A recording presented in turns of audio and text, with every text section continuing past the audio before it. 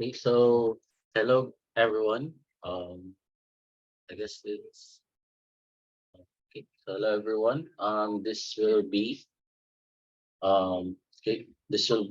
the review for TIMO mock exam 2023 for secondary two, and I will be your lecturer for today. I am Sir or Coach Genesis. Okay, so let's start with the first batch of questions for the first category, which is logical thinking.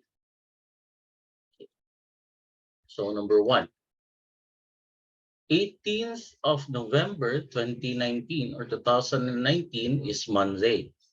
Which day of the week will 18th of November 2029 be? Okay, so the first thing that we will do here is to identify which years are leap years and which years are just regular years.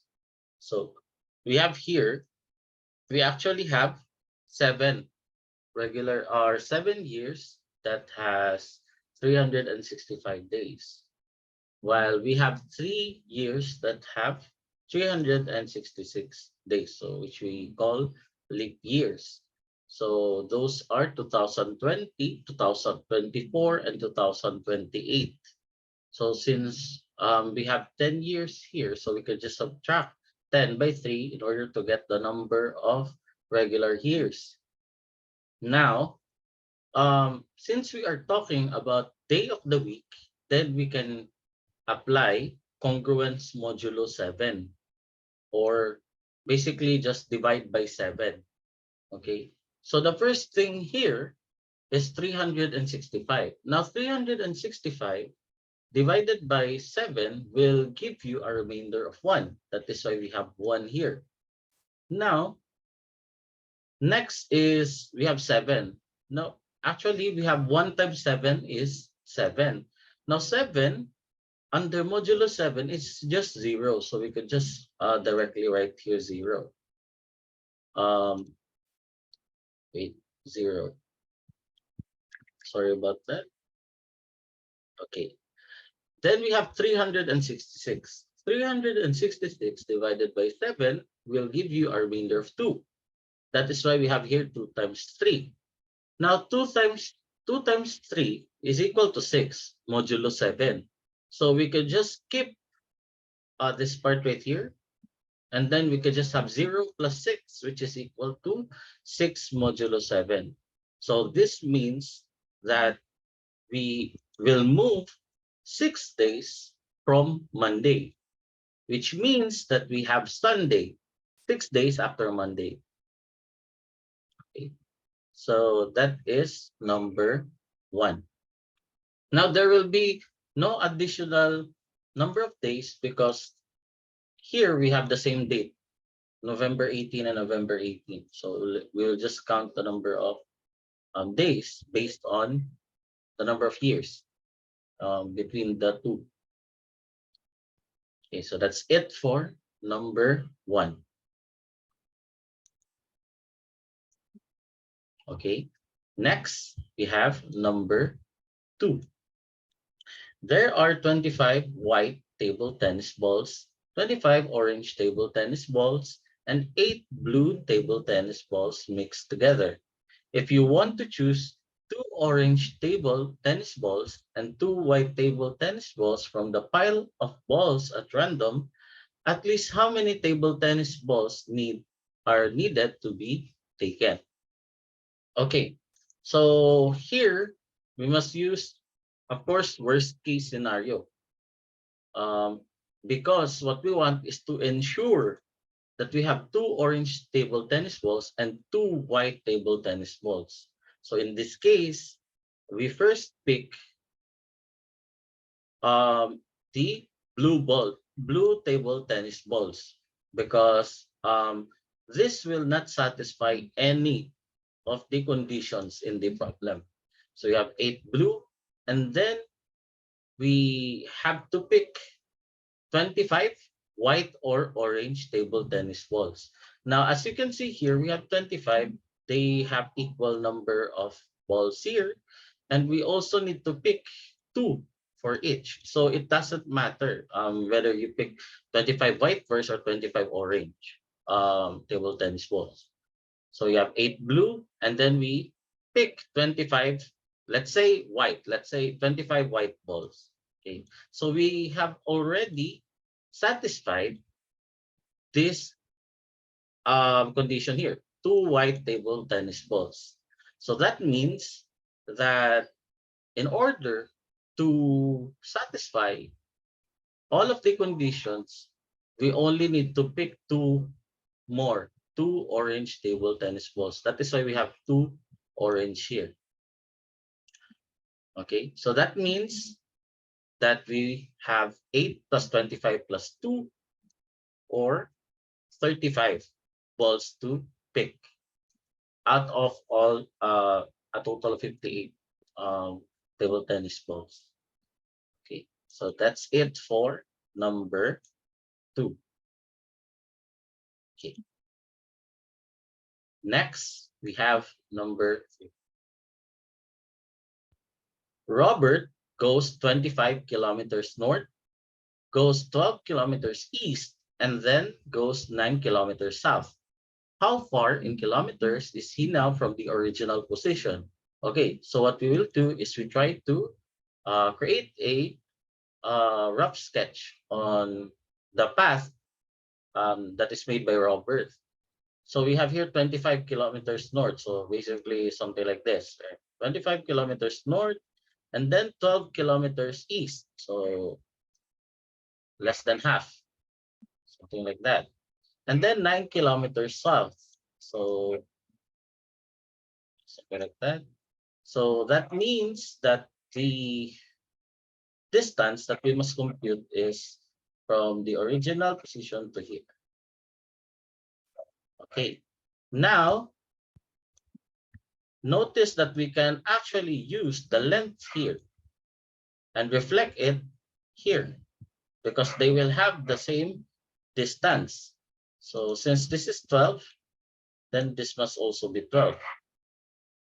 And then this is actually a right triangle.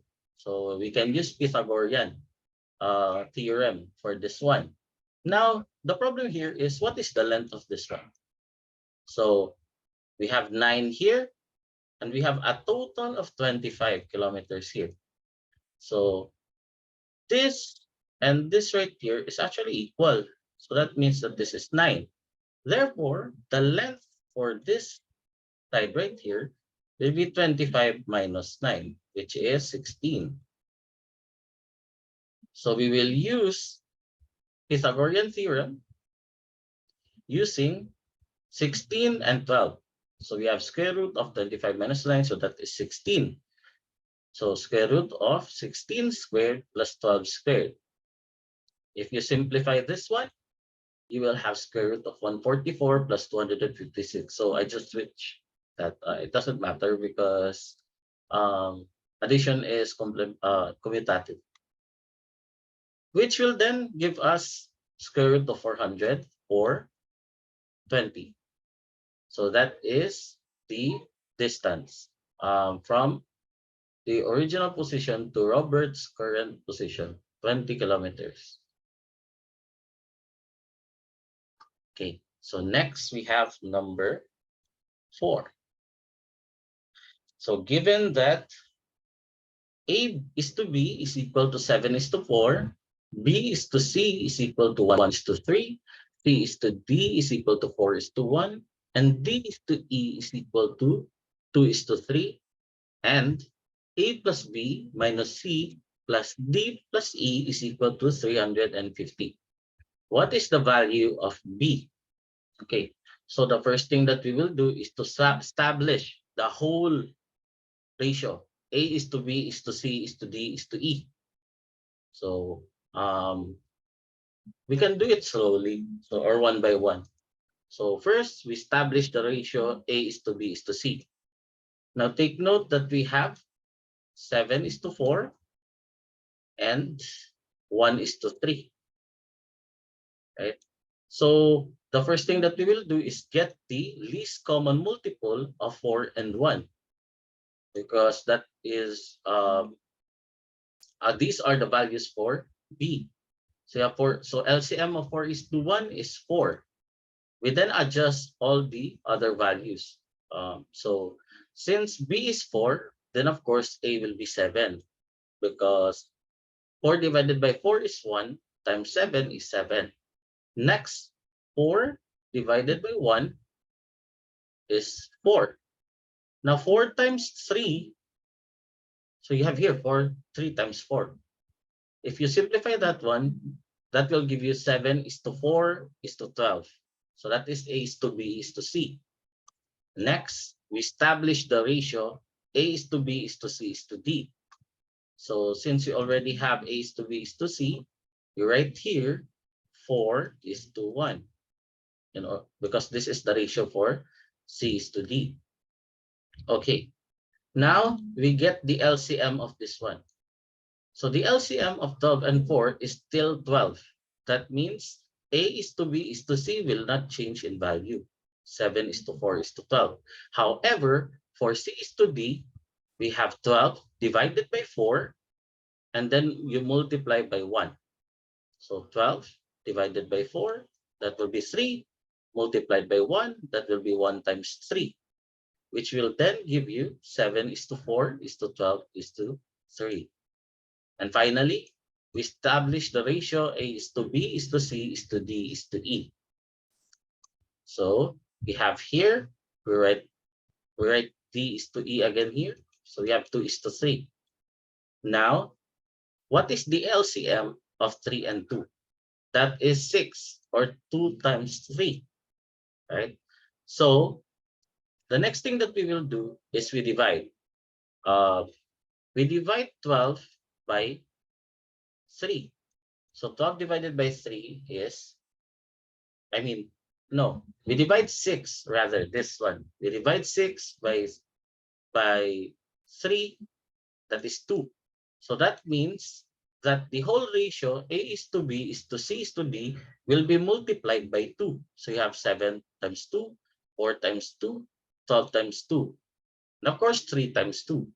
And for D is to E, 6 divided by 2 is 3. 3 times 3, there we have it, 3 times 3. So simplifying, you will get 14:8:24:6:9. Now, observe that this is actually not, all of this is not actually a sum. One is a difference, which is C. So what we can do is we divide 350 by 14. So here 14 plus 8, and then you subtract 24 because you have minus C, plus 6 plus 9. That will be equal to 350 divided by 13. So this is somehow what we call the common ratio factor, in which you will just multiply 350 over 13 to each of the values of the ratio. However, the question asks for the value of B. So as you can see in the ratio, B is 8. Right here, B is 8. So that means you multiply 8 by 350 over 13, which is equal to 2,800 over 13, or 215 and 5 over 13. So that is the value of B for number 4.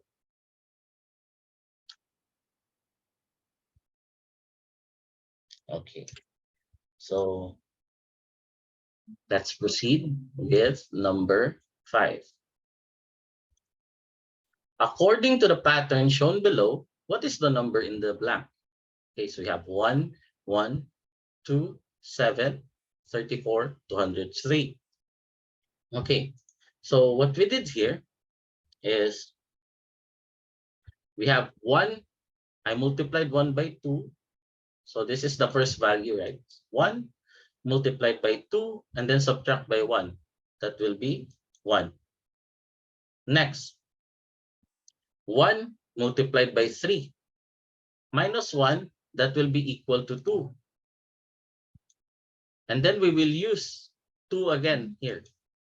So you have 2 times 4 minus 1, that is equal to 7. So as you can see, the pattern here is we get the current term, which is, let's say, the first one, which is 1. We multiply each succeeding term, with increasing value here. So we have 2, 3, 4, and so on. And then all of the values here will be subtracted by 1 after. So in this case, let's say we have 1, we have 2. So what do you expect next? We have 7 multiplied by 5 and then subtracted by 1. So as you can see, 7 multiplied by 5 and then minus 1. So that is 34. Next, 34 multiplied by 6 minus 1, that is 203. Now the question asked for the term after 203. So that will be 203 multiplied by 7 minus 1 is equal to 1,420. So that is the number in the blank, 1,420.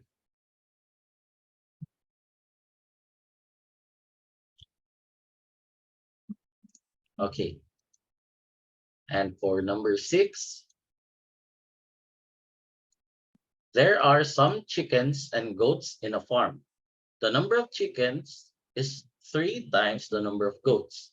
They have 120 legs in total. How many chickens is or are there? So let C be the number of chickens and G be the number of goats. Now here in the problem, it says 3 times the number of goats. The number of chickens is 3 times the number of goats. So that means that C will be equal to 3G.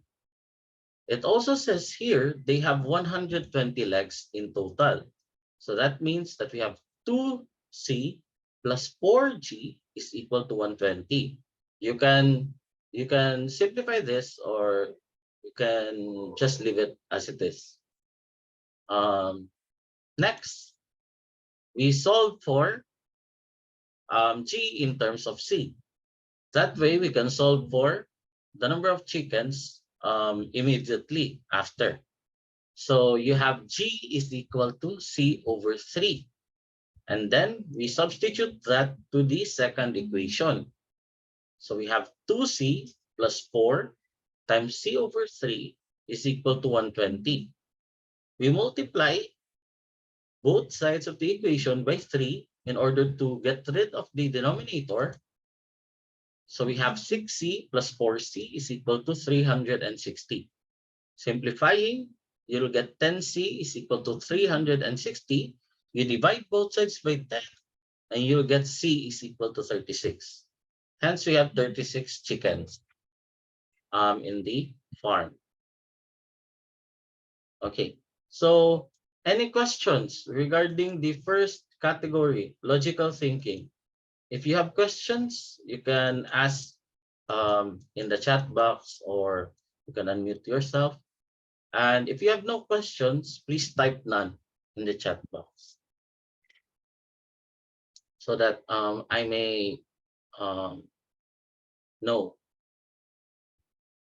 those who have questions or those who have none. How about the others?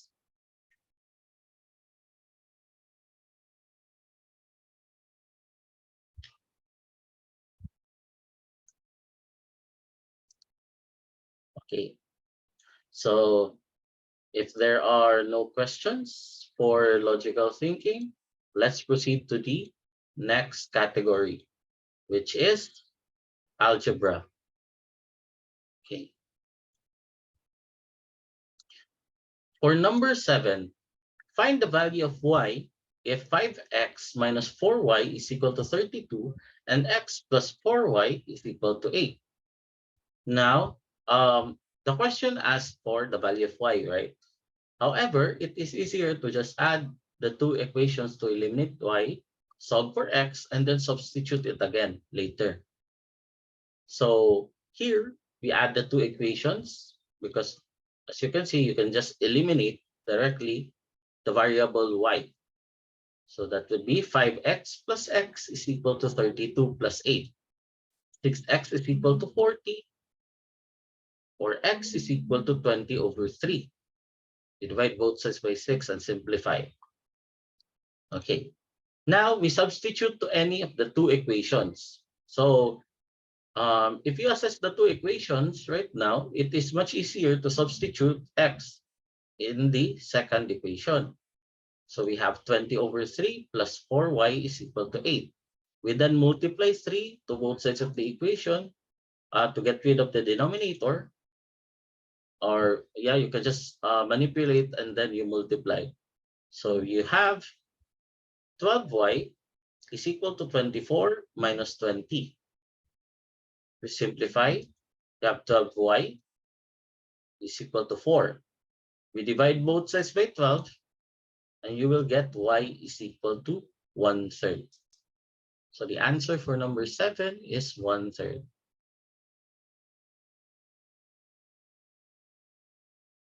Okay.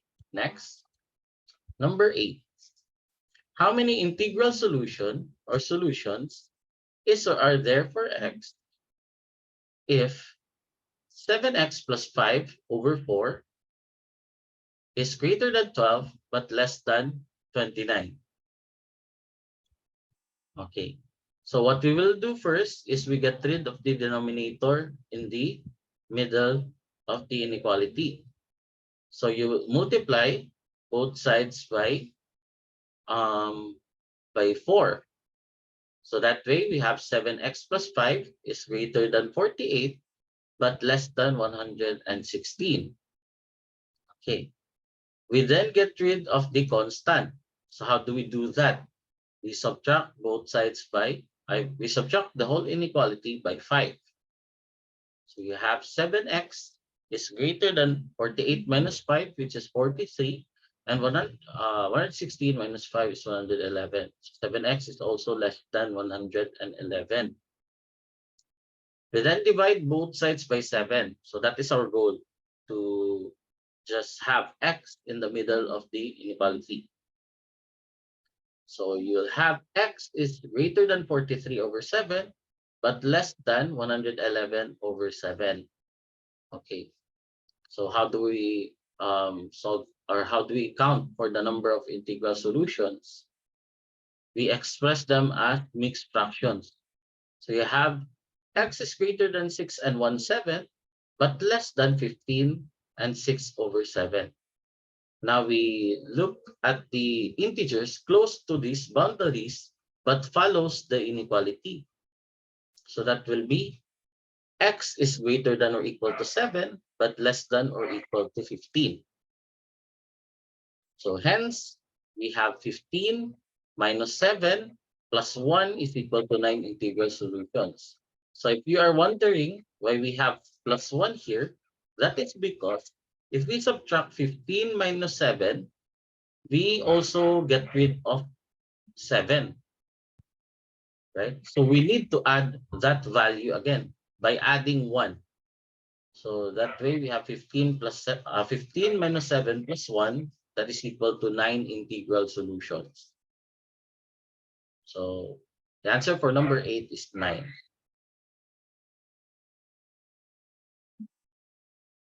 Okay, for number 9. Find the value of real number x if the absolute value of x plus 7 minus the absolute value of 6 minus x is equal to 11. Okay, so the first thing that we will do here is to look for the critical values. These critical values will then divide our number line so that we can look up for possible values or sign changes later. So in this case, how do we get the critical values? You just equate this to 0. So x plus 7 is equal to 0 will give you x is equal to -7. And 6 minus x is equal to 0 will give you 6. So that means that we have a number line where we have -7 and we also have 6. So this number line will then be divided into 3. You have all values less than or equal to -7. We have all values greater than -7 but less than or equal to 6. And then we also have values greater than 6. Okay. So the first one, when x is equal to, when x is less than or equal to -7. So this is the first one. We have here negative of x plus 7 minus 6 minus x. Okay. So why do you have negative of x plus 7? That is because when x is less than or equal to -7, the value here becomes less than or equal to 0. So when we say less than or equal to 0, negative. So how do we get the positive value from a negative value? We multiply by -1. So in this case, we multiply by -1 here. So that is why we have negative of x plus 7. And then for absolute value of 6 minus x, when x is less than or equal to -7, this of course returns positive values. That is why there is no sign change. So we still have negative -6 minus x. Okay, we then have to simplify. Now, if we look at the when you simplify this one, this becomes negative x minus 7 minus 6 plus x. You get rid of the variable x and you will have -13, right? However, -13 is not equal to 11, which means that you can just get rid of the solution set. So that is not included. Next, when x is greater than -7, oh wait, I could just erase this. Okay. So when x is greater than -7 but less than or equal to 6, you have x plus 7. So of course that will become positive. Minus 6 minus x, so still positive, is equal to 2x plus 1. Because you have 7 minus 6, 1. X plus x, 2x. 2x plus 1 is equal to 11. We then solve for x. So you have x is equal to 5. That is because that becomes 2x is equal to 10. So you have x is equal to 5. Now, when x is greater than 6, you have a positive value for x plus 7. However, a negative value for 6 minus x. Because as x increases, 6 minus x decreases. As x becomes greater than 6, the value that it returns becomes negative. So that is why you multiply 6 minus x by -1. However, since we have subtraction here, so if you subtract a negative value, then of course that becomes positive. So you have x plus 7 plus 6 minus x. Okay, so we get rid of x minus x, and then you will have 13. However, 13 is still not equal to 11. So that means that the only value for x here is x is equal to 5.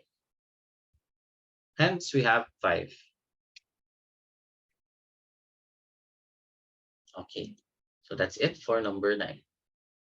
Next, we have number 10. Factorize 3x squared minus 12y squared minus 12x plus 12. Okay, so the first thing that we will do is to factor a common, let's say a common factor. So what is the common factor? That is 3. So we can factor out 3, and you will get 3 multiplied to x squared minus 4y squared minus 4x plus 4. Now, if you take a look here, you will have x squared minus 4x plus 4. That is a perfect square trinomial. This is also a perfect square.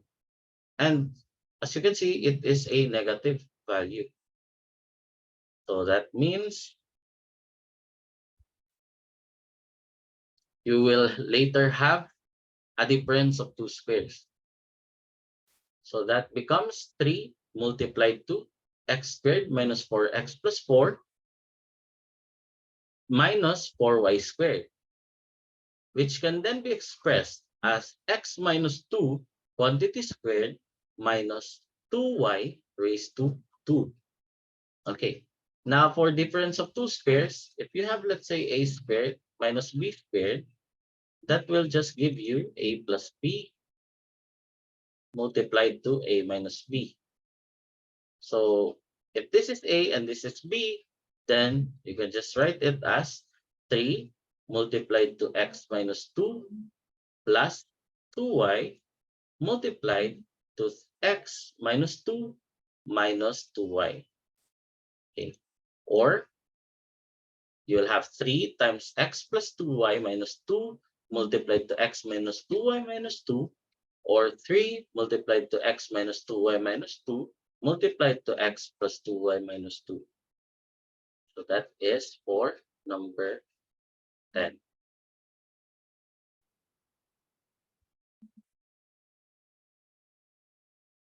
Okay, let's move on to number 11.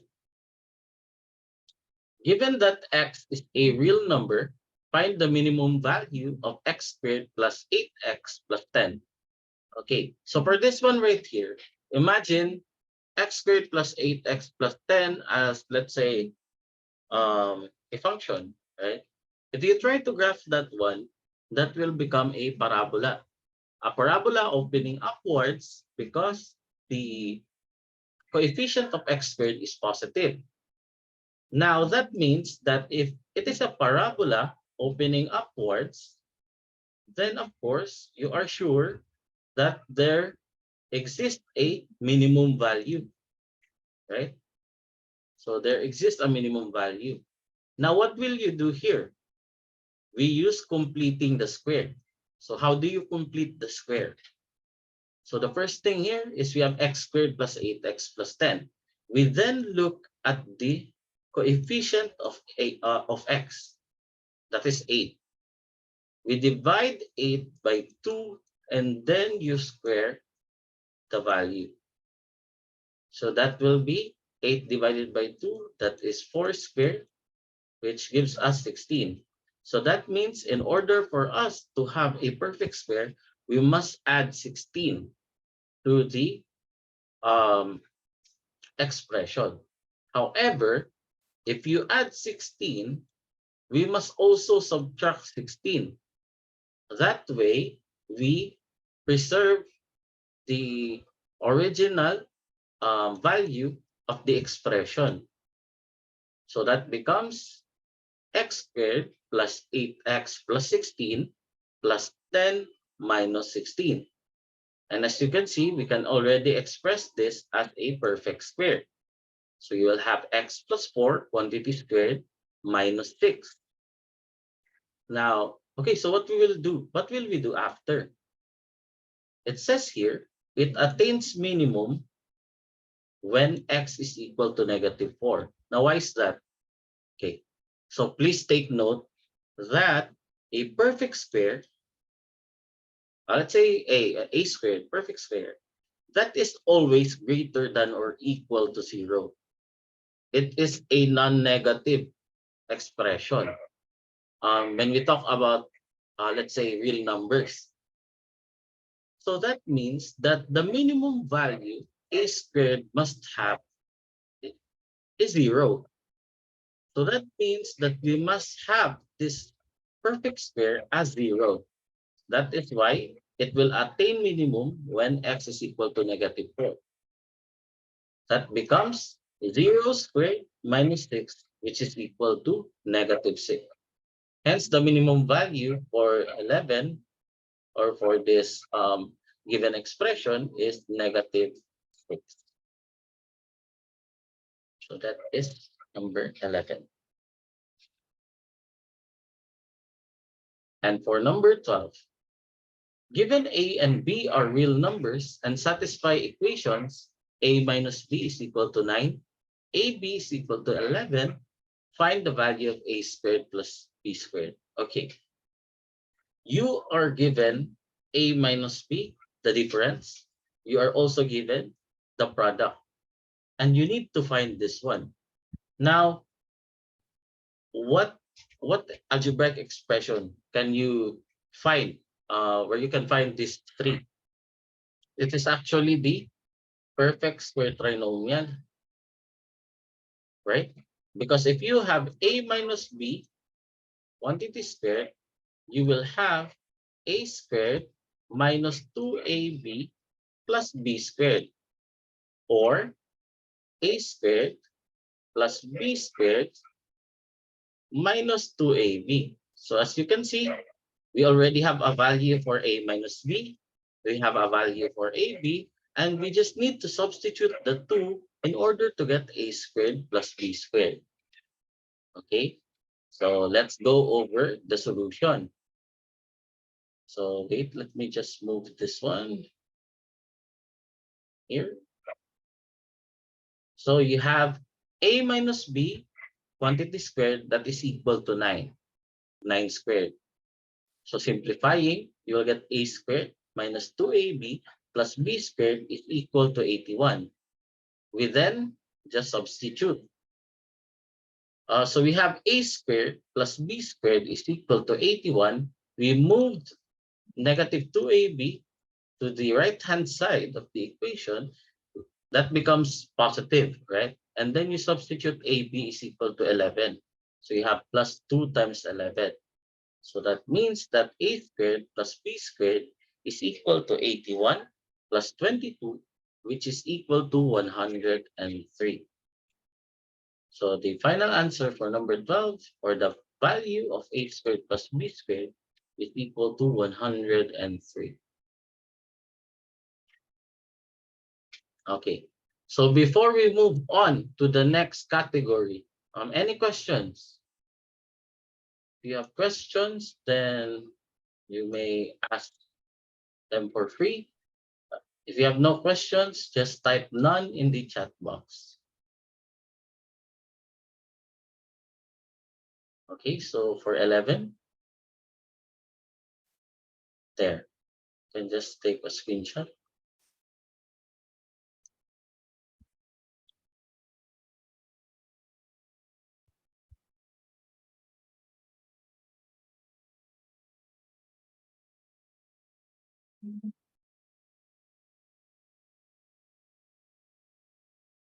Nine, this one.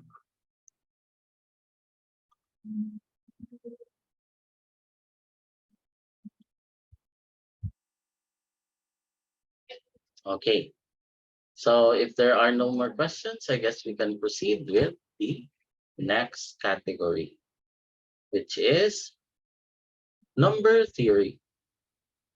Okay, so for number 13, find the last digit of, so we have it here.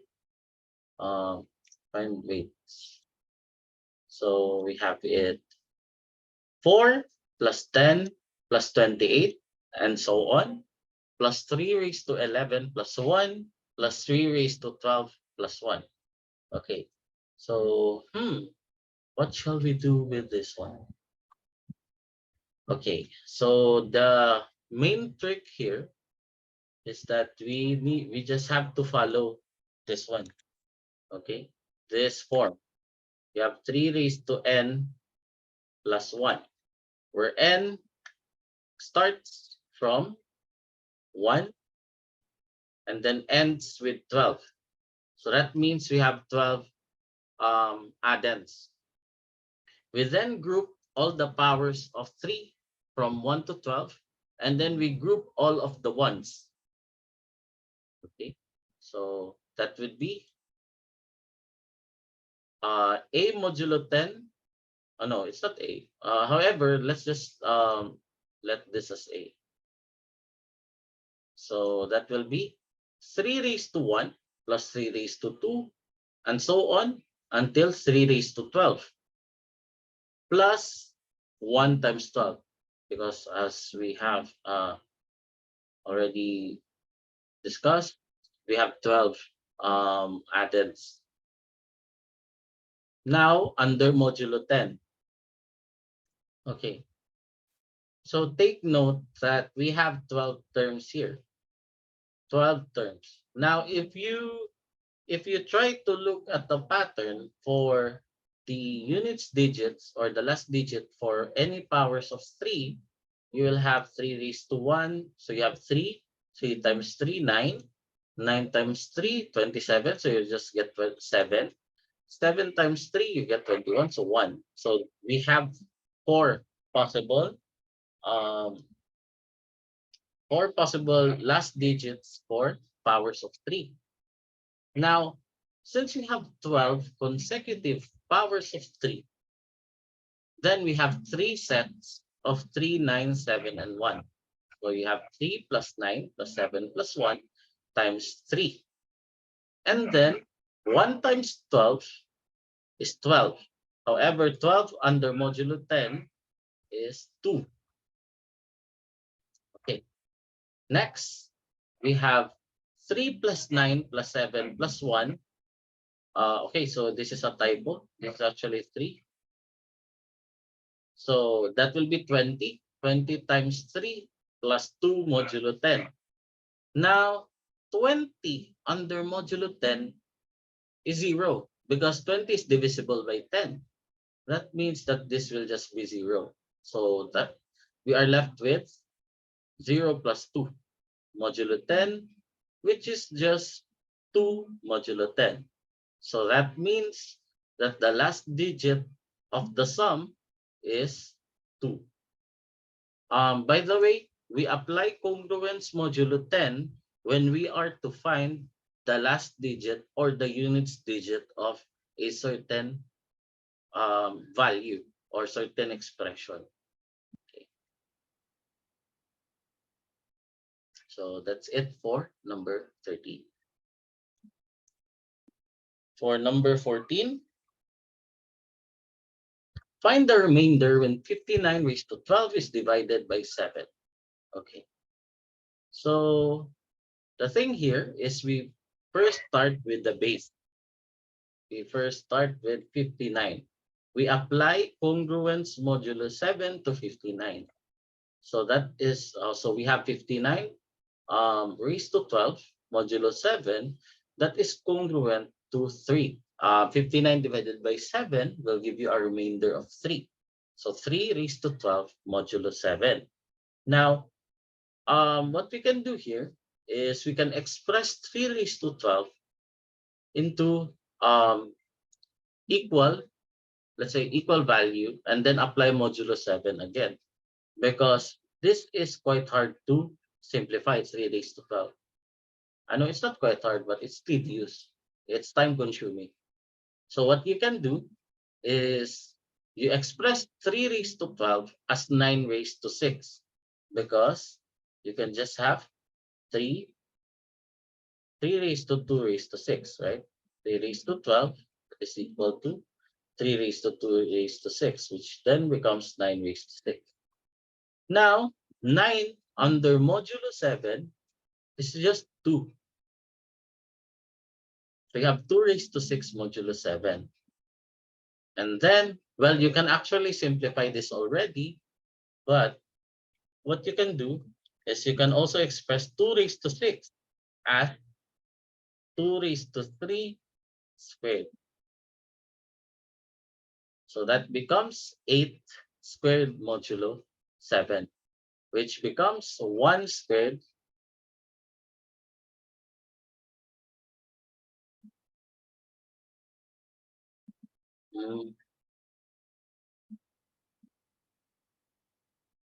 wait, let's try. Hmm.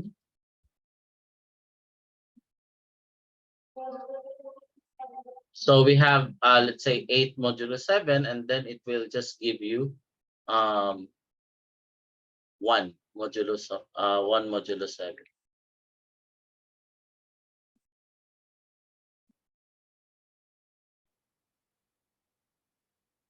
Okay. So the remainder is actually 1.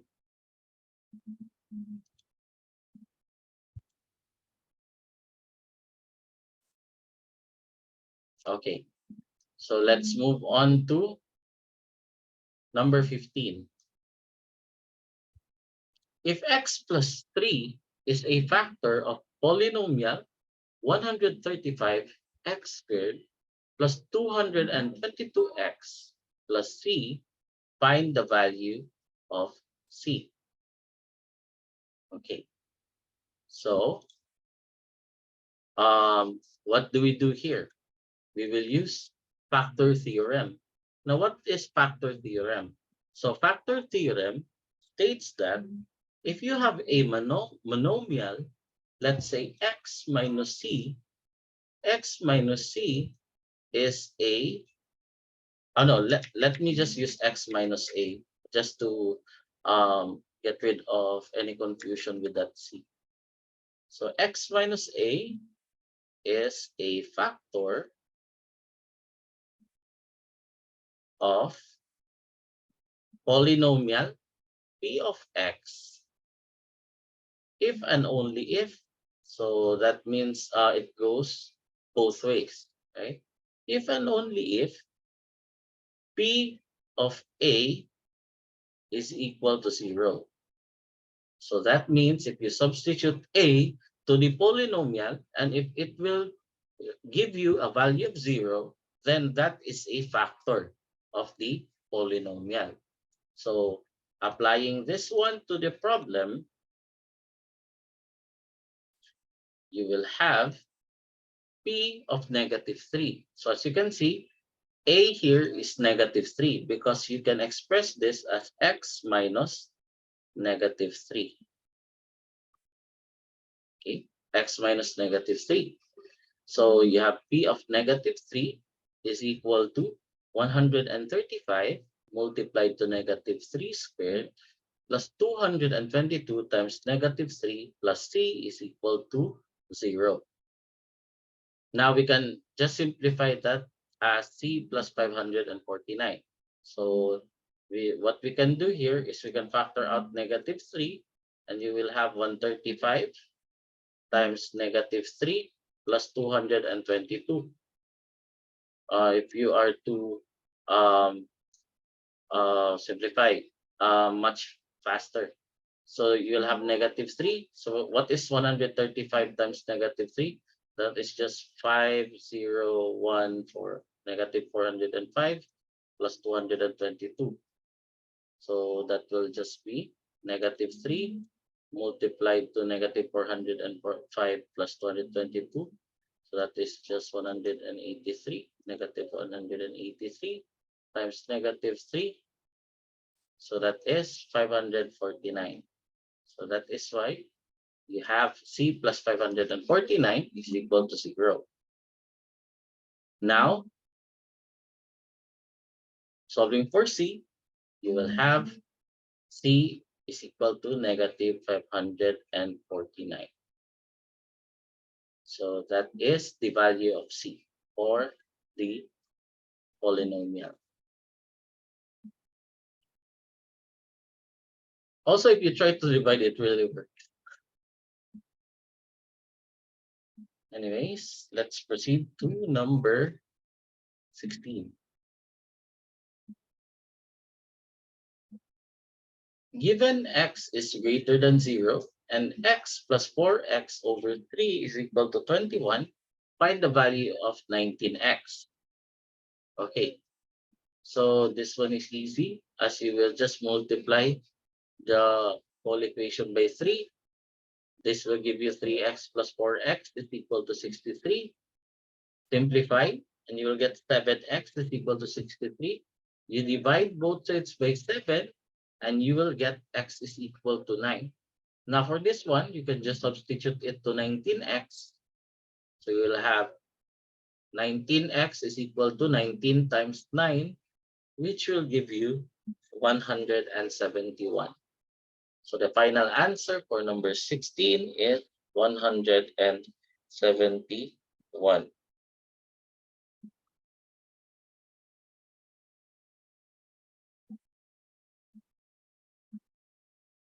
Okay. For number 17, if x is congruent to 7 modulo 13, find the maximum value of this two-digit number. Okay. So the easiest way, yes, yes, last number, this one, number 16.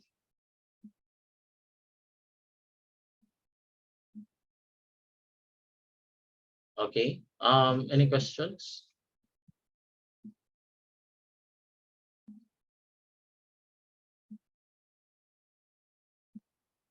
Yes. So what we just did here is we just solved for x.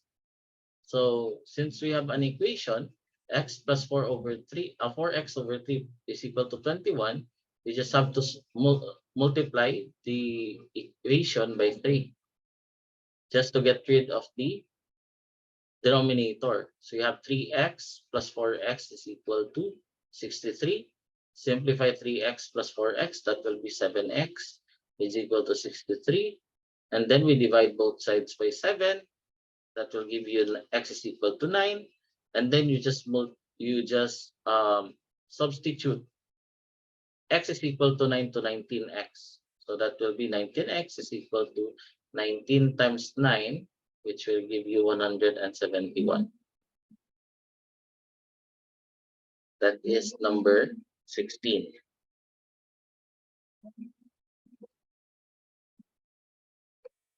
Okay, so for number 17, what is modulo?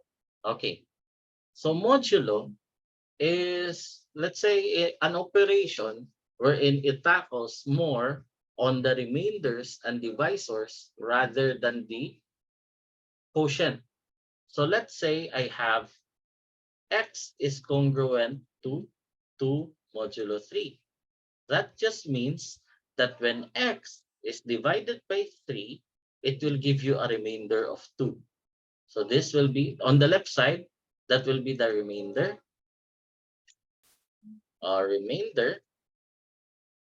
and on the right side of the modulo, that will be our divisor. So as you can clearly see that there's actually no quotient, right? However, we can express the remainder as, of course, any value that will be congruent to this expression. Now, I will also explain how do we solve this one for number 17. So in this case, we have x is congruent to 7 mod 13, right? If we were to express this into algebraic expression, that is equal to 13k plus 7 for some integer k. So as you can see, 13 is the divisor, right? So 13 times k, because if you try to divide by 13, of course, the answer will be the quotient. So let's say k. And then we add 7, because 7 is the remainder. So that is why x can be expressed as 13k plus 7 for some integer k. Next, the question asks, find the maximum value of this two-digit number. So that means that 13k plus 7 should be less than or equal to 99, because the maximum two-digit number is 99. Okay, so here we solve for the value of k. So 13k is less than or equal to 92. So you just subtract both sides by 7. And then we divide. So k is less than or equal to 92 over 3, which is equal to 7 and 1/3. So what integer is close which is closest to 7 1/3 but less than 7 1/3? So that is 7. So k is equal to 7. So we have 13 times 7 plus 7 is equal to 98.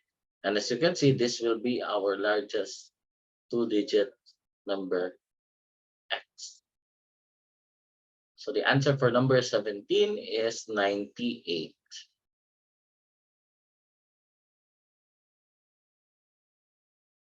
So that is how you express into algebraic expression or equation.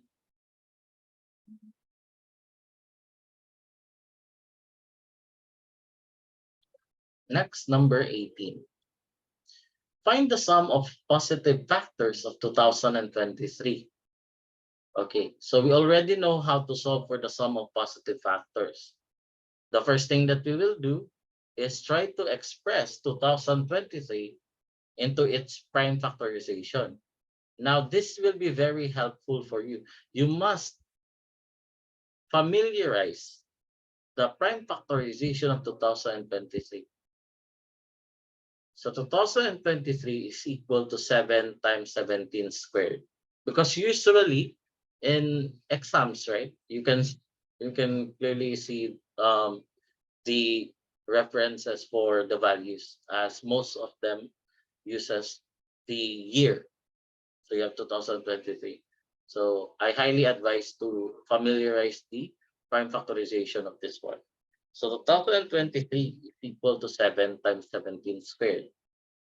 We have, so what we'll just do, we get the prime, we add the powers of the prime factors from 0 until the value here. So as you can see, we have 7 raised to 1. So we start with 7 raised to 0 plus 7 raised to 1. So that is the first value. Next, we have 17 squared. So you start with 17 raised to 0 plus 17 raised to 1 plus 17 raised to 2. And then you just simplify. So 7 raised to 0 plus 7 raised to 1 is equal to 8. 17 raised to 0 plus 17 raised to 1 plus 17 squared, that is 307. So if we were to simplify this one, it will give you 2,456. So that is the answer for number 18, 2,456. Okay, so any questions regarding number theory? Numbers 13 to 18. If you have questions, please feel free to ask. If you have no questions, please type none. Nothing. Yeah. Number 14. By the way, okay. Number 7. I think this is number 17. And then I'm just gonna go to number 14. How about the others? 15, 14. So this is 14.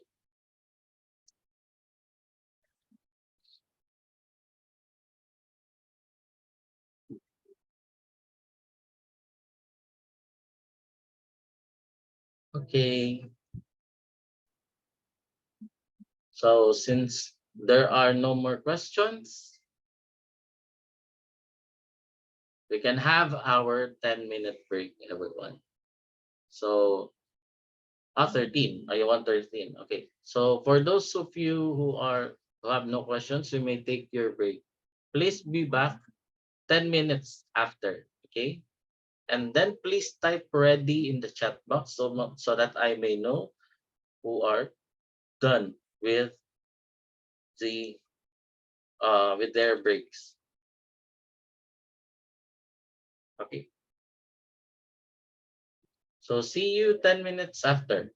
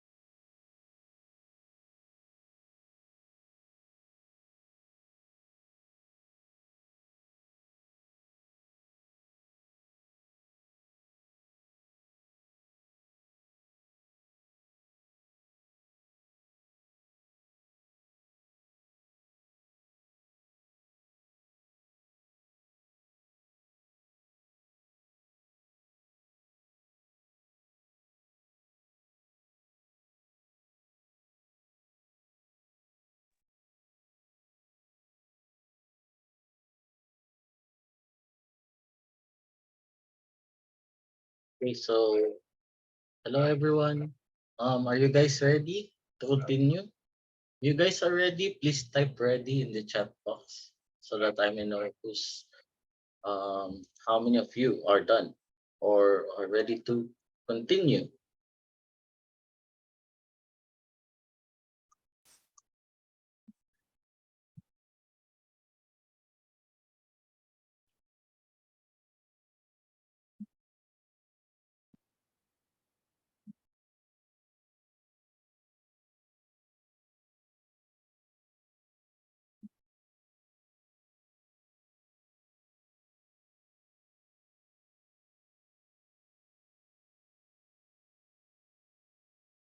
Okay, so let's continue with geometry.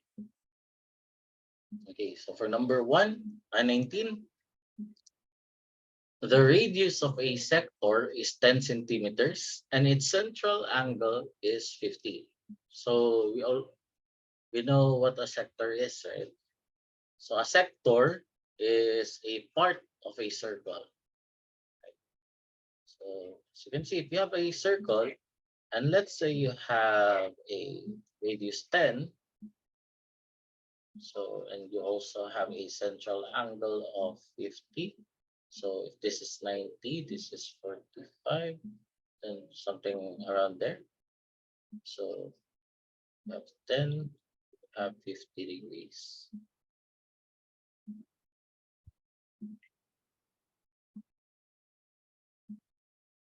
So, oh wait, is my presentation busy? Can you see the annotation? Hello, everyone. Can you see the presentation?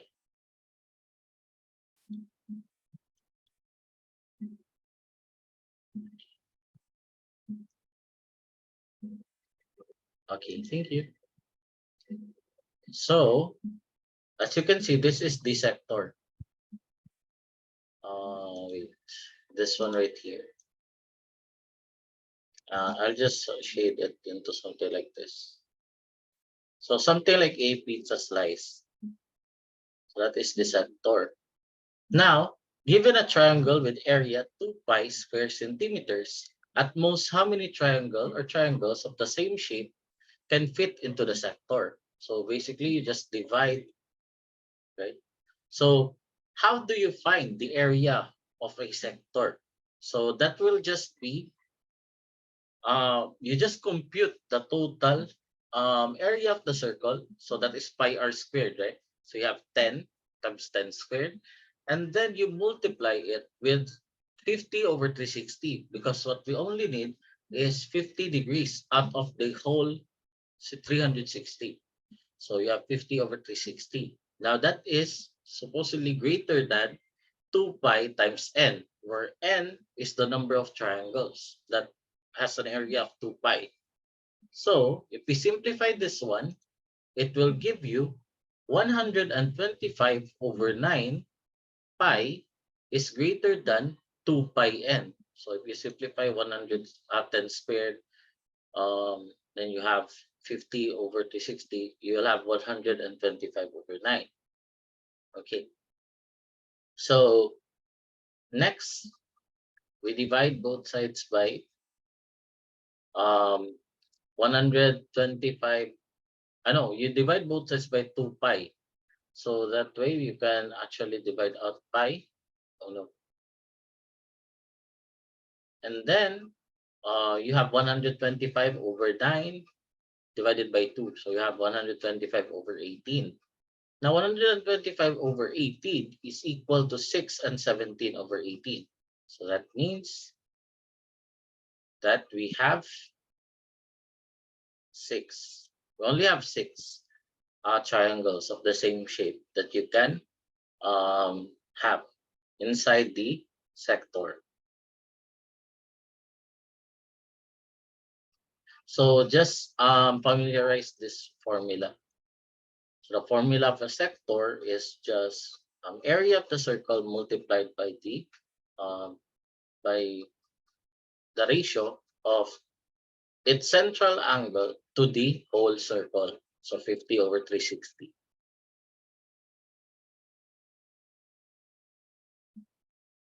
Okay. Next, we have number 120. I know it's number 20. Sorry. So if a straight line L passes through A 465 and the slope of L is -5, find the x-intercept of L. So what do we do first? We let x0 be the x-intercept, because if you have an x-intercept, its y coordinate is equal to 0. So you just let it x. Next, we use the formula of the slope, which is y sub 2 minus y sub 1 over x sub 2 minus x sub 1. Or usually we call it as rise over run, right? So you have 0 minus 65 divided by x minus 4, that is equal to -5. We then have to solve for x. So you multiply both sides by x minus 4, and you will get -5. X plus 20 is equal to -65. If you subtract 20 to both sides of the equation, or from both sides of the equation, you will get -85. Now, -85 divided by 5 will give you x is equal to 17. So that means that the x-intercept is 17, 0, or 17. So that is number 20. Now for number 21. If the lengths of the sides of a triangle are 9, 40, and 41, find the area. Okay, number 19. Yes. So what we just did to number 19 is compute the area of the sector, and then knowing that a triangle is somehow pointy, right? A pointy polygon. It does not have any curves. Then that means that if you try to imagine, you cannot actually cover all of the sector. That means you have a greater area than um, if you are given a number of triangles times its area. So that is why you have greater than instead of greater than or equal. Okay. So 21. Okay, so we are given three sides and then we find the area of the triangle. Okay. So actually, sometimes it is very beneficial for competitors, or what you call this, participants, to know um, let's say Pythagorean triples, because that will save you a lot of time. Okay? If you are familiar with many Pythagorean triples, let's say for example number 21. If if I don't know that 940 and 41 is a Pythagorean triple, then what will I do? I will use Heron's formula to get the area, right? You just get the semi-perimeter and then you solve. You substitute it to the formula. However, note that the triangle is a right triangle. So it is a Pythagorean triple, since 9 squared plus 40 squared is equal to 41 squared. So that means in order to get the area of this right triangle, I just have to substitute 9 and 40 to the formula of the area. So the area will just be 1/2 times 9 times 40. So 1/2 times 9 times 40 is equal to 9 times 20, which is equal to 180. So the area of the triangle is 180. So it saves you a lot of time, right? If you are familiar. Also with multiples of Pythagorean triples. Like let's say 15, 20, 25. Yeah, you can use Heron's formula, but um, that is, yeah, it is beneficial to, let's say, familiarize Pythagorean triples. Well, actually, you can also use Aaron's formula. It will give you 180 still. But you have to go through semi-perimeter and then the formula. So, okay, let's move on to number 22. Find the area of the triangle with vertices x 5, -2, y -1, 5, z 3, 8. So what I will do here is I could just use shoelace method, or I forgot the term for the for this one. So what I will do here is the area is equal to 1/2. So I will arrange the coordinates in vertically. So I would have 5, -2, -1, 5, 3, 8, and then I would go back to 5, -2. Okay. So why is this called shoelace method? That is because in order to get the area, you must add all the product of this one. 5 times 5, -1 times 8, and 3 times -2.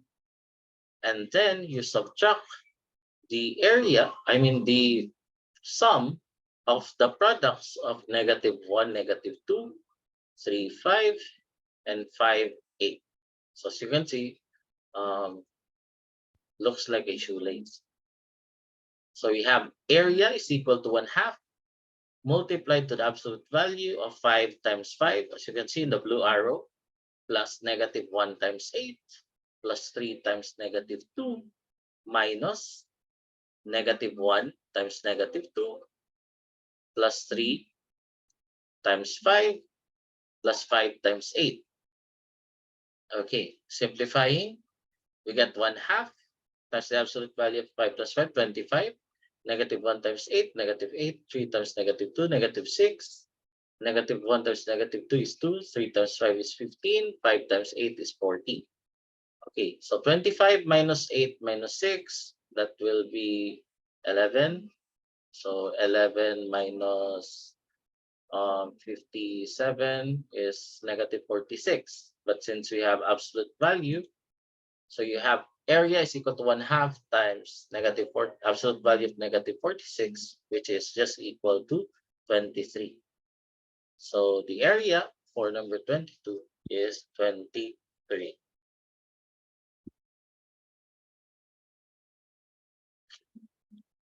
Okay,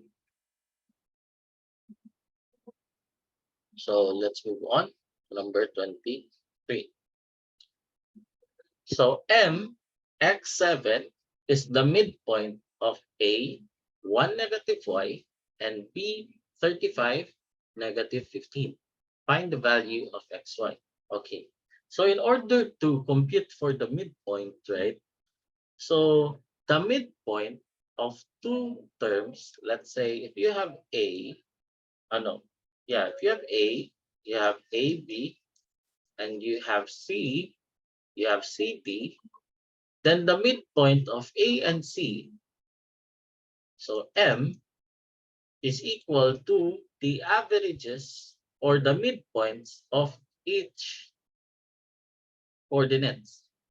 So you have A plus C over 2, and you have B plus D over 2. So we will use this formula. Okay, wait. So in this case, the first one, midpoint X is equal to 35 plus 1, right? The X coordinates, sum of the X coordinates, 35 plus 1 divided by 2. Now for the Y coordinate of the midpoint, we have 7 is equal to -y plus -15, or -y minus 15, and then divide by 2. So we'll solve for X and Y. So for X, we have 36 over 2, which is equal to 18. Now for Y, we have -y minus 15 is equal to 14. So that means that we have y is equal to -15 minus 14, which is equal to negative 29. That is why we have negative 29. So the sum x plus y is equal to 18 minus 29, which is equal to negative 11. Okay.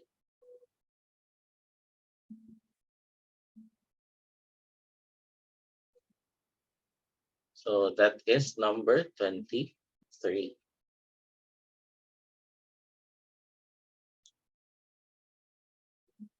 And for number 24, the hypotenuse of a right angle triangle is 28.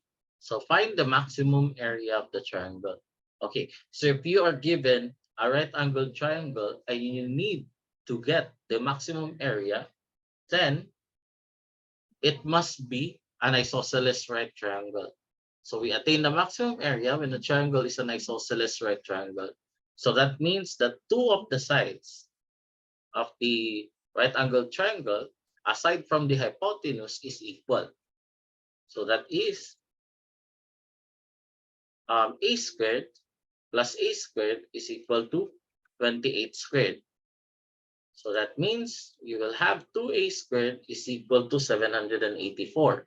Now, we don't actually need to solve for a.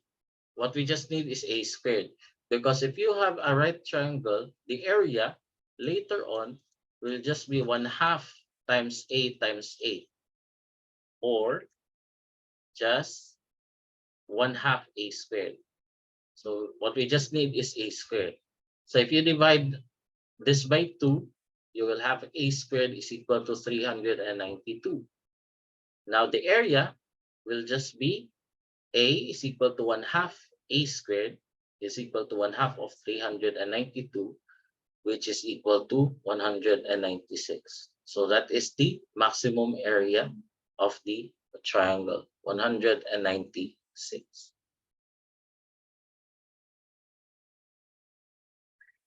So that is number 24. So any questions regarding geometry? Number 19 to 24, right? 19 to 24. Yeah, 19 to 24. Any questions? If you have questions, please type it in the chat box. If you have no questions, please type none.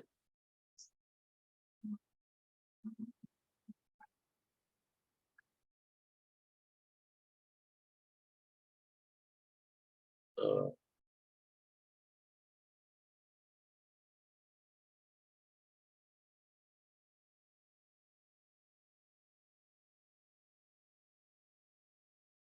okay, go on. Okay, so let's proceed to the last category, which is combinatorics. First one is 32 cards are marked from 1 to 32, and 2 cards are drawn at random without replacement. So find the probability that the sum of two of these numbers is odd. Okay, so actually, there are 16 odd numbered cards and 16 even numbered cards because we have 1 to 32. Now, for us to have an odd sum, we must have one even and one odd card. Right? So that is the only um, case. So what we just have here is just choose one out of 16 odd numbered cards. You multiply that to choose one out of 16 even numbered cards. And then you divide it with the total number of combinations uh, of choosing 2 out of 32 cards.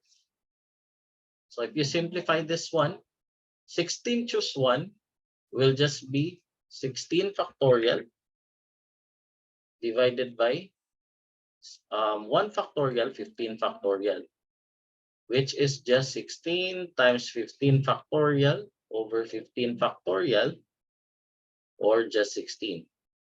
So that is why you have 16 times 16 here. Now for 32 choose 2, that will just be 32 factorial divided by 2 factorial, 30 factorial. That will give you 32 times 31 times 30 factorial divided by 2 times 30 factorial. So that is why you have 32 over 2, which is 16 times 31.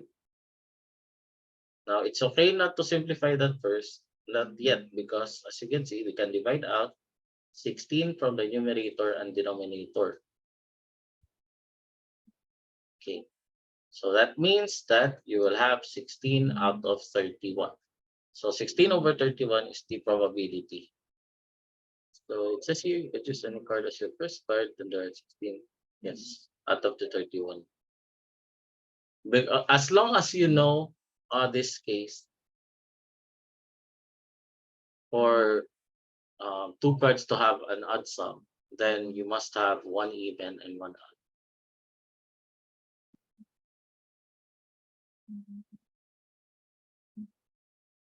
Okay, so that is the final answer for 25.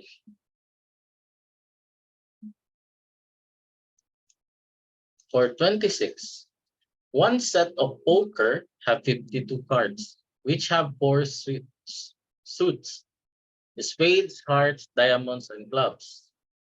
Okay. And 13 values. So we have 13 values. So values and numbers are not the same. Okay. So we have A, 2 to 10, Jack, Queen, and King, of which 2 to 10 are numbers. So as you can see, it already says 2 to 10 are numbers.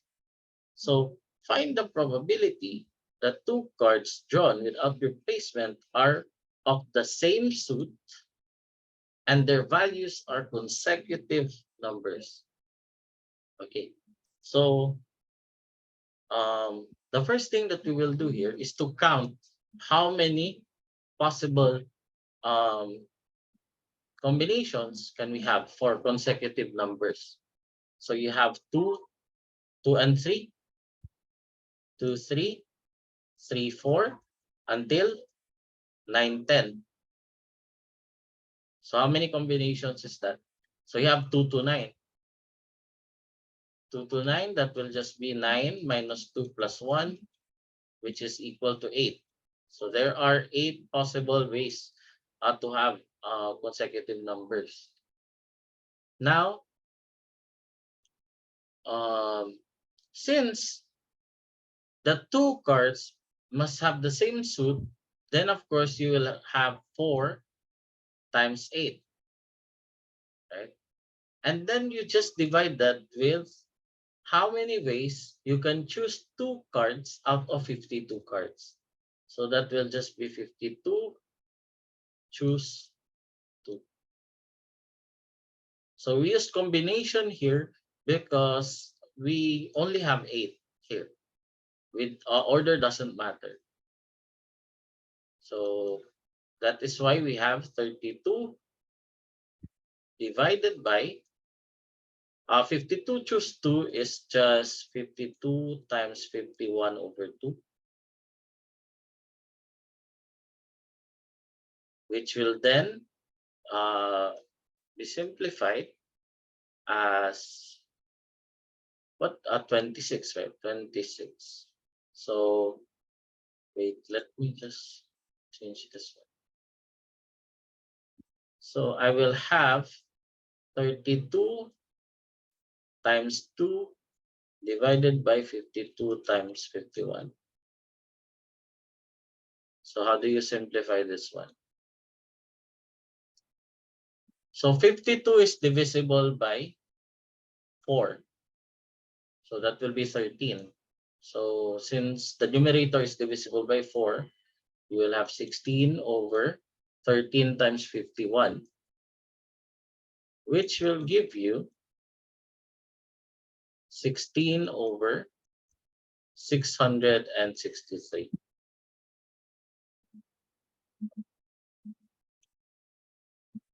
So wait.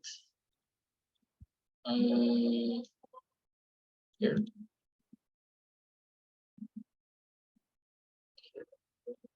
So the final answer will be 16 over 662.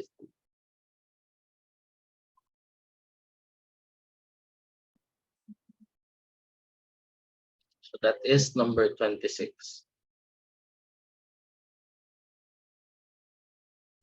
For number 27,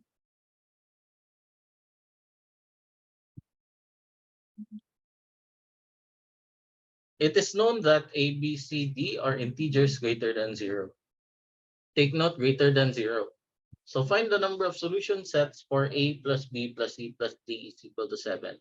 So what integers um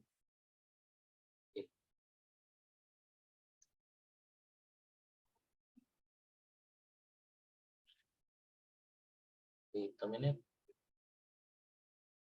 Okay. So what integers what do you call integers that are greater than 0? So those are positive integers, right? So since we have this one, then we can use stars and bars. Now the stars and bars formula for positive integers is just n minus 1 choose k minus 1, where k is the number of possible slots here and n is the total value here. So that would mean you will have 7 minus 1 choose k minus 1. So 4 minus 1. That will be equal to 6 choose 3. So 6 choose 3 is just equal to 6 factorial over 3 factorial, 3 factorial. Now we can divide out 3 factorial. We have 6 times 5 times 4 over times 3 factorial divided by 3 factorial, 3 factorial. So you can divide that out. 3 factorial is equal to 6, which means that you will have 5 times 4, which is 20. So we have 20 solution sets, positive solution sets for 27. So that is number 27.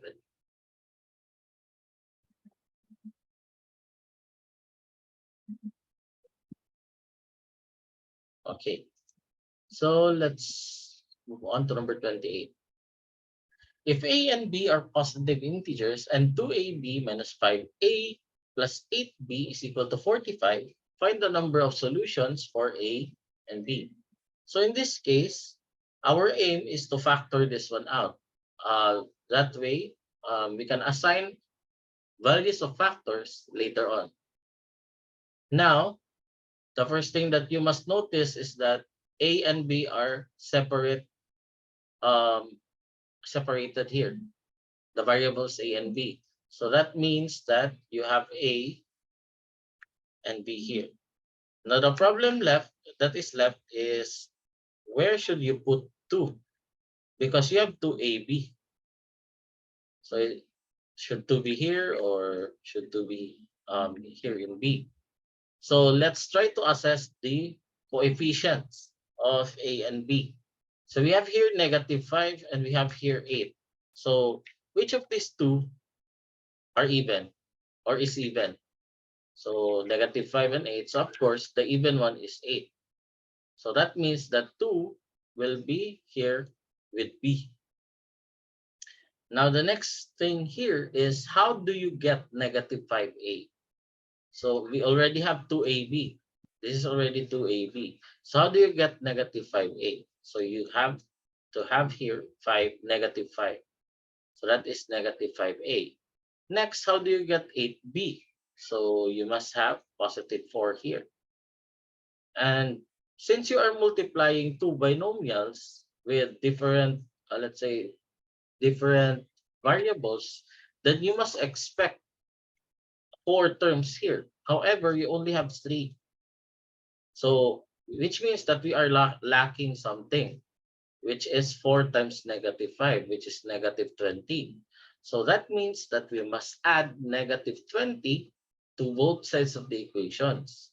So you will have 45 minus 20 And you will have here 2ab minus 5a plus 8b minus 20.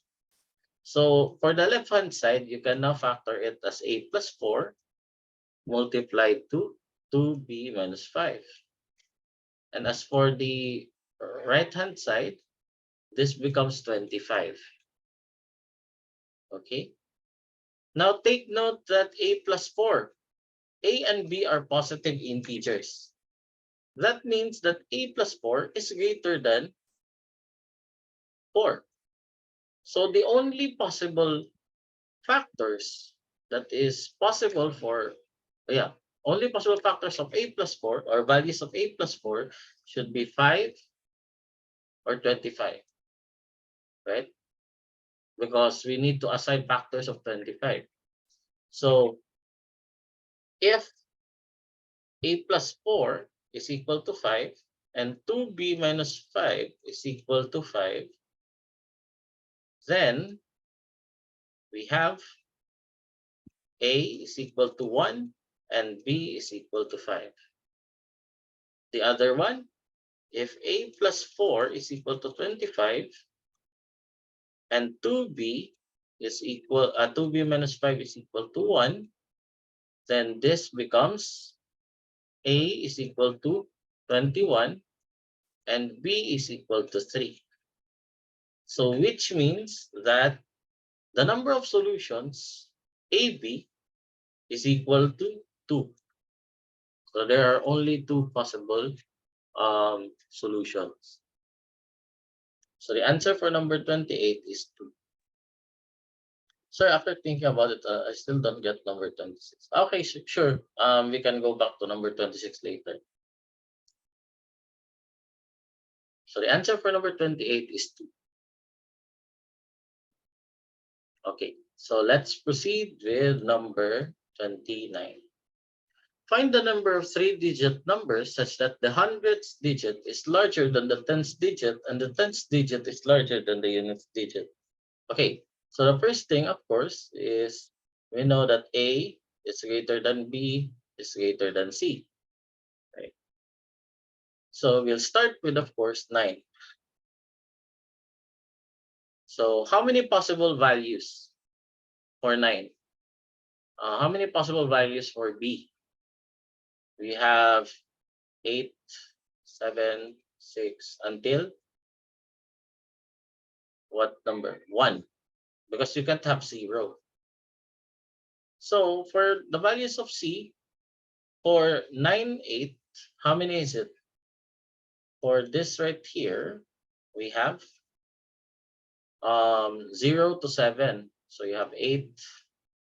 For this one here, 0 to 6. So you have 7. For this one, 6, right? And so on until 1. So you have 1 plus 2, 1 plus 2 plus 3, and so on until 8. So that will just be equal to what? N times n plus 1 over 2. So you have 8 times 9 over 2. That is equal to 36. Right? Wait, let me check. Okay. So how about 8? So for 8, we have 7 until 7, 6, 5 until 1. So how many values here? So you have 0 to 6. Still 0 to 6. So you have 7.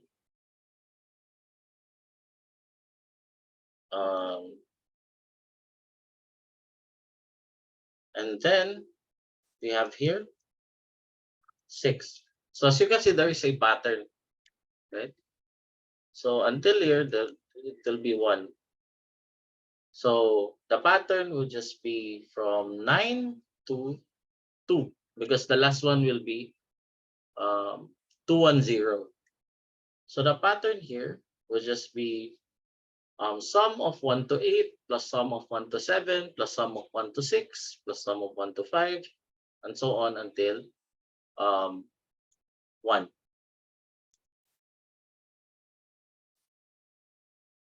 If you have B, yes, you can actually have C is equal to 0. That is why I only have 1 here. You have 0. So only one case. Okay. So here, so you have, okay. So since you already know the pattern of the values, then the final solution will just be something like this. 8 times 9 over 2 plus 7 times 8 over 2. So this is the sum, right? Until um n times and 2 plus 1 times 2 over 2. Okay. So if you factor out 1/2, so you will have 8 times 9. No, don't factor 1/2. It will just ruin your solution. So that will be 4 times 9, 36, plus 7 times 4, 28, plus you have here 6 times 7, so 21. Next, we have, how many is that? 6 times 7 and then 5 times 6, so 15. We have 4 times 5, 10. 3 times 4, 3 times 4 is 6 divided by 2. Okay, that is divided by 2. And then 2 times 3 is 3. And then 1 times 2 is 1. So you have 36 plus 28 plus 21 plus 15 plus 10 plus 6 plus 3 plus 1. So how many do we have?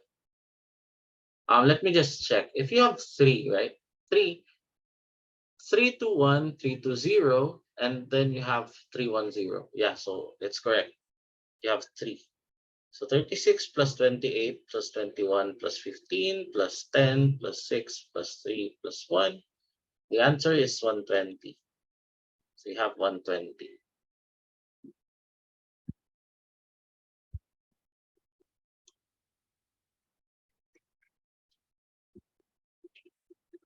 So the answer for number 29 is 120.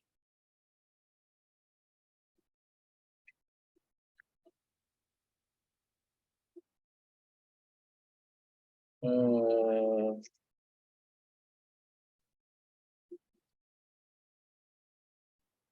let me just check for other values. Okay.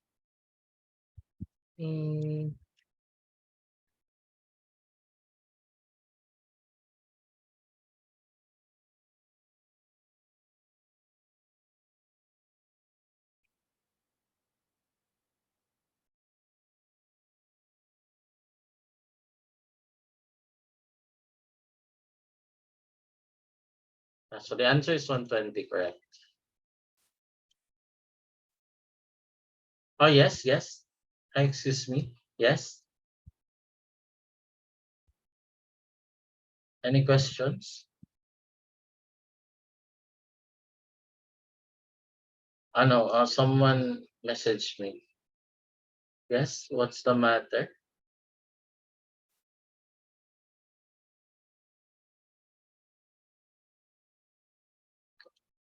A video. Okay, so don't worry about the video, guys, because it will be sent. It will be uploaded in our Google Drive. Okay, so you will have access to it later. So the answer for number 29 is 120. So next, we have number 30. We will go back to the previous number later. Number 30, a fair six-faced die is thrown. 3 times. A PDF, I think yes. It will also be uploaded. But to be fair, you can just review the video as I have explained it better in the video than in the solution manual. Okay. So here, a pair six-faced die is thrown 3 times. Find the probability that the product of numbers obtained is 18. So what possible what do you call this, possible values for a six-faced die will give you a product of 18. So you will have 18 is equal to um, 2 times 3 squared, right? 2 times 3 squared. So that will be the probability that you will have 136, and the probability that you will have 233. And I think that's it, right? So what is the probability of having 1, 3, and 6? So that will just be hmm,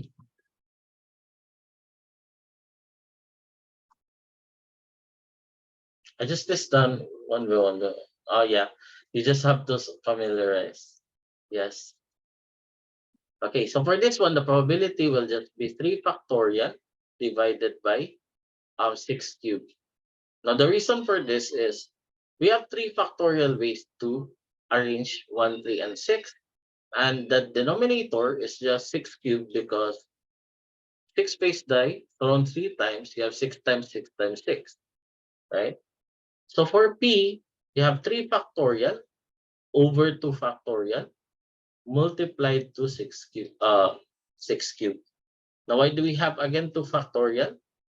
Because we have two values here that are identical, which means that you must divide the number of arrangements by the number of identical values, factorial of the number of identical values. In this case, we have 3 factorial over 2 factorial, and then you divide it with 6 raised to 3 again.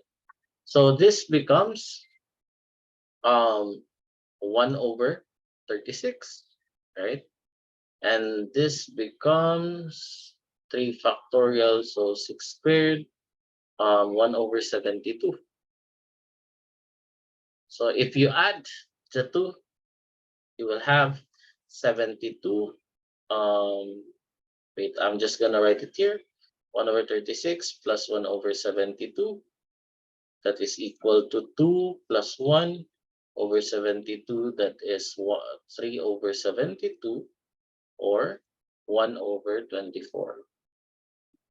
So the answer for number 30 is 1 over 24. Sir, why 3 factorial? Okay, so we have 3 factorial in the numerator because that is the number of arrangements for 1, 3, and 6. Okay, so you have to count the number of arrangements. So same with 3 factorial over 2 factorial here in the second one. Okay, so that is the answer. 1 over 24. Can I out now, please? Wait, let's just go back to some problems, and then I think I can let you go. Okay, so for 27, so this is just stars and bars. So since this is greater than 0, then you can use the formula for stars and bars for positive integers. N minus 1, choose k minus 1. So that will be 7 minus 1, choose 4 minus 1. Because there are 4 here, and we have a total of 7. So 6, choose 3, which when simplified will give you 20. And also for number 26, okay, so for number 26, the way to do here is to count the number of possible combinations for consecutive numbers. So we have, let's say, so the numbers here are just 2 to 10, right? Of which 2 to 10 are the numbers. So you have 2, 3, 3, 4, 4, 5, 5, 6, 6, 7, 7, 8, 8, 9, and 9, 10.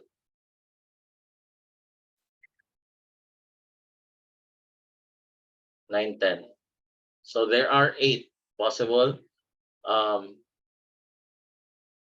Okay, so 8. And then since there are 4 suits, so you have to multiply all of the 8 of them by 4, and then you just have 52, choose 2 in the denominator. So that will just be 32 divided by 52 times 51 over 2. Okay.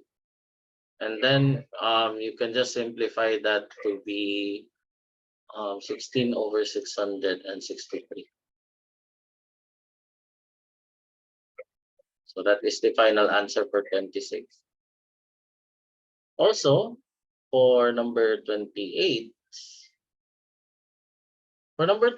you just have to factor this one.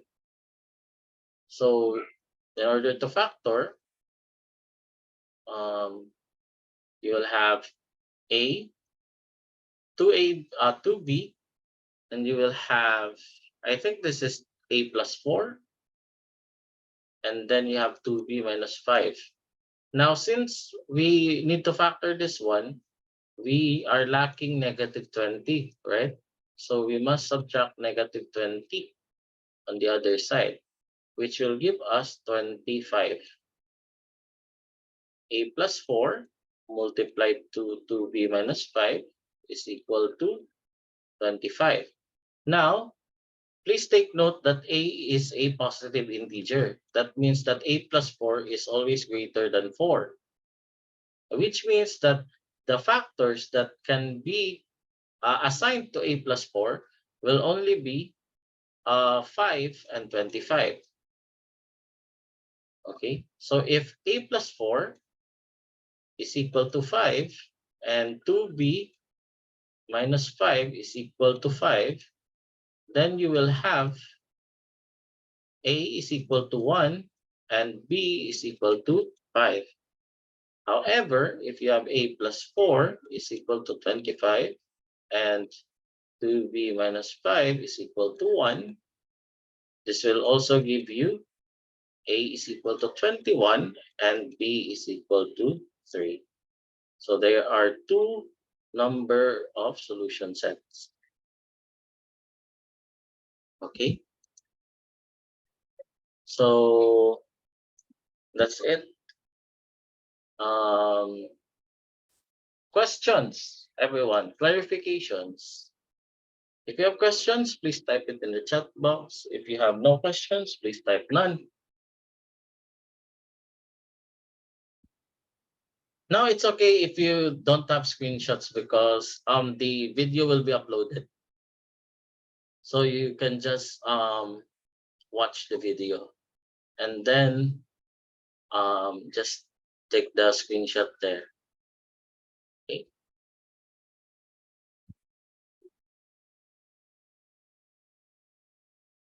Okay, so if there are no more questions, so thank you everyone. I hope you've learned a lot this session, and good luck on your TIMO examination. Okay, so the links to the drive will be sent to your email. So Could just you wait turn for back that. number 1, 2, 3, and 4? I want to Okay. take a picture. Okay, so Okay. yeah, I think we can go back to the number. Wait. So by the way, guys, for those of you um that will leave, so bye everyone. Take care and have a wonderful evening. So here, for so this is for number 1. Bye, guys. Bye. Thank you. Thank you. So, oh yeah, that is number 1. Goodbye. And number 2. No, that is number 2. So solution. This is just actually logical thinking. You don't have to write too many lines for the solution.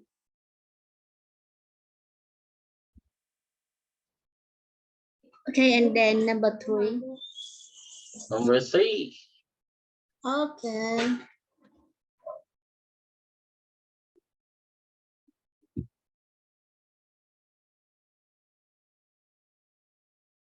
Number 4. I have number 4 already. Okay, Okay. thank you. Thank you so much. Thank you. Thank you. Good luck. Bye. Thank you. Okay, bye-bye. Bye, everyone. Good luck on TIMO. Fighting. Okay, thank you. Thank you for your help. You may now leave the meeting, guys. Thank you. Bye.